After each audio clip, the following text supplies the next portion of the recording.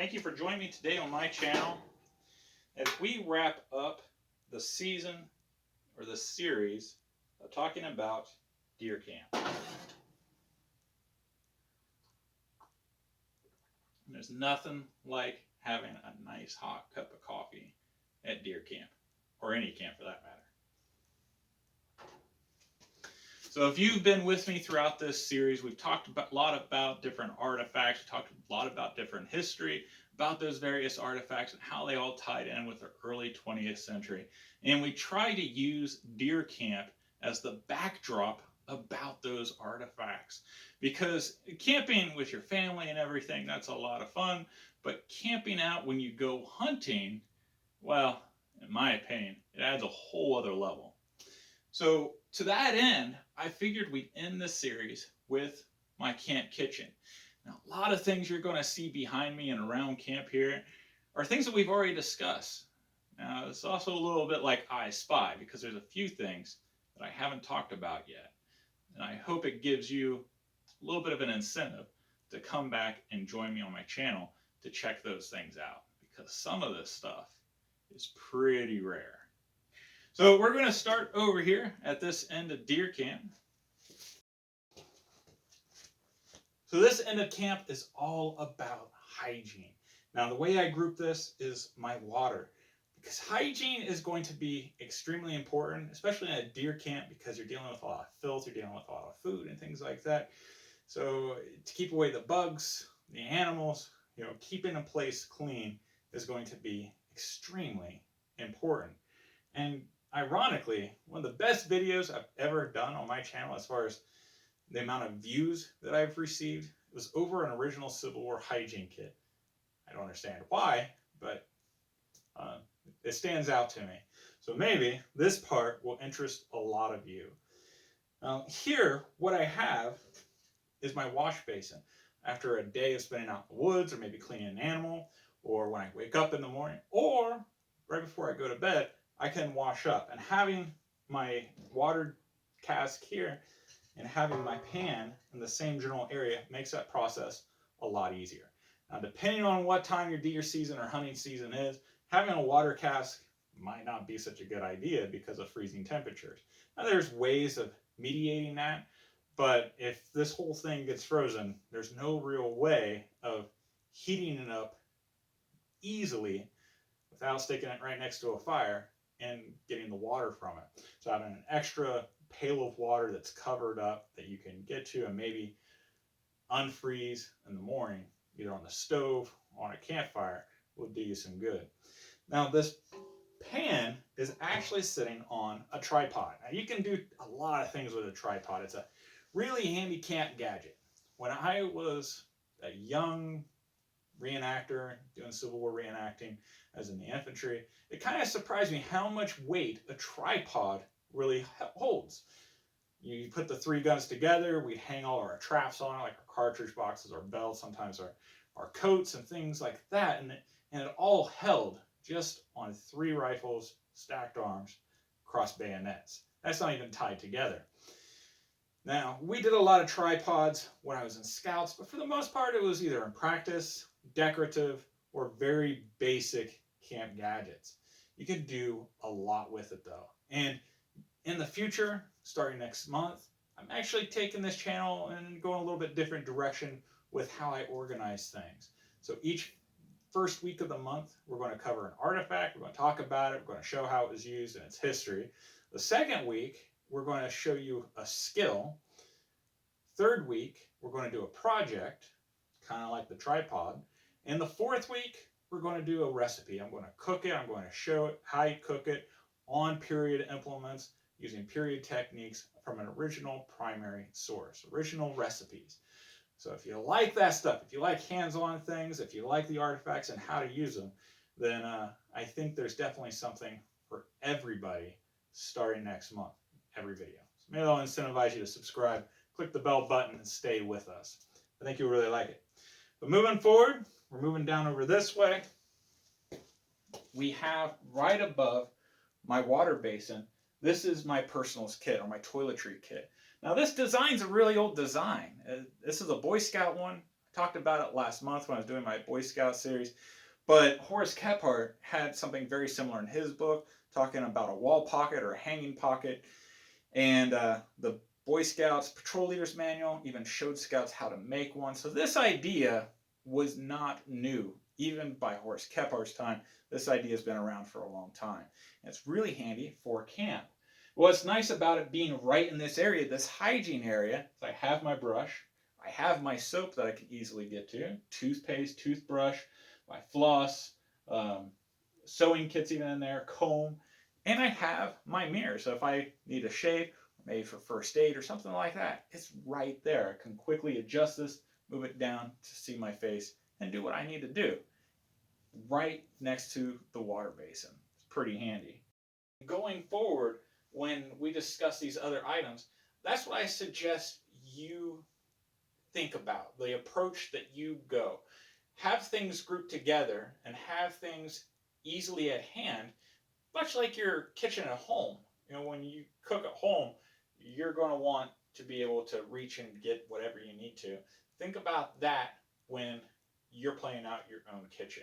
You may not take everything that I have here and apply it. Certainly apply what works for you. And if you have any ideas, please share them with me. Now, before we move forward, if any of this information has been interesting or of use to you, please go ahead and click like so others can find this video and others can join us and learn and we can share together. I really appreciate it. Moving on down, I have my cutting board over here so I don't damage the wood surface below, and also it makes it really easy to pick up and clean. That's especially the case if you're cleaning animals, especially squirrel. I do a lot of squirrel hunting. You know, they're a little bit smaller. So having something that I can move and clean really, really well and scrub really well goes a long way, again, with keeping good hygiene, keeping a clean camp, keeping away flies, things like that. Now, you've already seen my first video of the series with the thermos. I got that here. I've got my shelf, which was in my last video. You should check that out. As far as camp gadgets, this is one of the most handy camp gadgets I can suggest to you. Now, it's organized, again, in a logical format. So up top, I have some of my pantry items. I have my flour, which is what I use to make my biscuits. This is an already pre-mixed mixture. So all I have to do is just add a little bit of water. I can roll it out, and I can make myself a really quick bannock or biscuit or something like that. Then I got my coffee, and I have my sugar because, well, when I go camping, coffee and sugar follows me. Down below, I have my backpacking stove. So if I am going out for the day, I can quickly grab it and I'm good to go. I have my sharpening stone right next to it, which is right above where my knife is. So if I need to sharpen my knife, which I keep my knives pretty sharp, but after cleaning animals for quite a while, you know, you definitely need to touch it up. So I have my sharpening stone to that end. I have my matches in a little container here, and I have some basic allspice right here. That's like my pepper mixture. I can just season things and I'm ready to go. Over here, this is my camp stove. Now, I already did a camp stove video about my camp cook, and that was a couple weeks ago. Well, this is a completely different stove.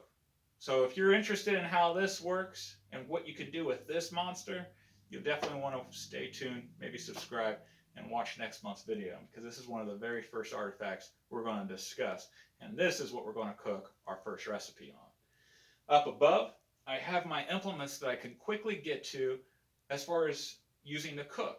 I got my spatulas, I got my spoon, I got my ladle. Pretty much that's all I need besides my knife, which is over here. And then moving on, this is my mess chest. This is my original World War II mess chest. But people in the early 1900s, they used a variety of different mess chests that were very similar to this one. And it has my enamelware. Did a video on that one as well.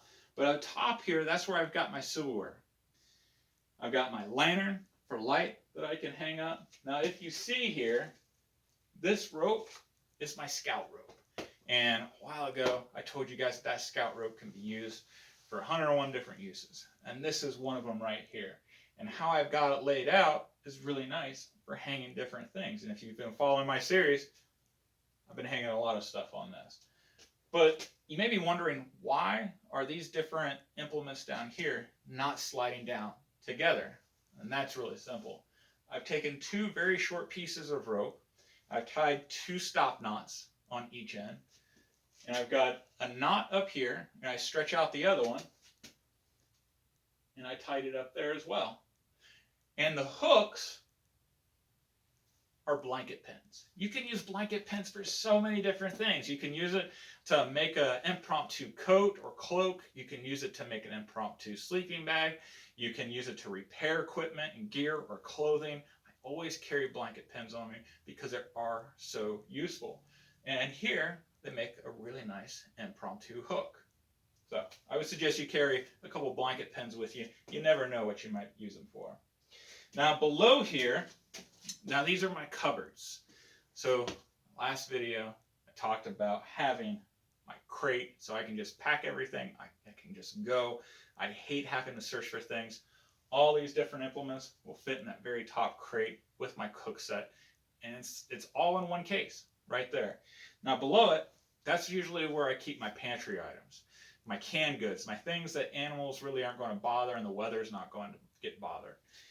Next to it, I have my two wash basins because cleanliness is next to godliness. It's also going to keep down the mosquitoes and the flies. Going back to that hygiene thing, I use the 3-pot method where you have hot water and 3 pots. You have soapy water in the first one, and the second and the third are all your rinse water. So you can move on down. By the time you get done with the 3rd pot, everything should be clean and sanitary. All you have to do is dry it either by a towel or by air drying it, and they can be put away. So the 3-pot method is the way to go in my opinion. Up top here, I've got my shovel, because if you tend to a fire, you've got to have something like a shovel just to make sure everything's out, or maybe you need to move some coals onto a Dutch oven, or maybe you're going to use your pot in place of a Dutch oven, then you can do that. Right below it, that's my old toolbox. Now, the toolbox can be used for tools. In my situation, I tend to use that for a pantry for things that I don't want bugs or animals to get into.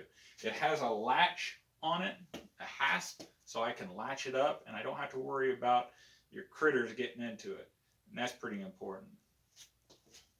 I also have my mallet down here. So if you ever need to make some real quick repairs, the mallet is good to go. I already showed you my box over here. My last video, that's where I keep my stove, my fuel, my extra lantern. So that's basically it. Nice thing about having this open space down here is all I have to do is just move this stuff in this area, and I have myself a table to sit at and eat, or if I have friends, 2 of us can be across from each other, we can play cards, something like that.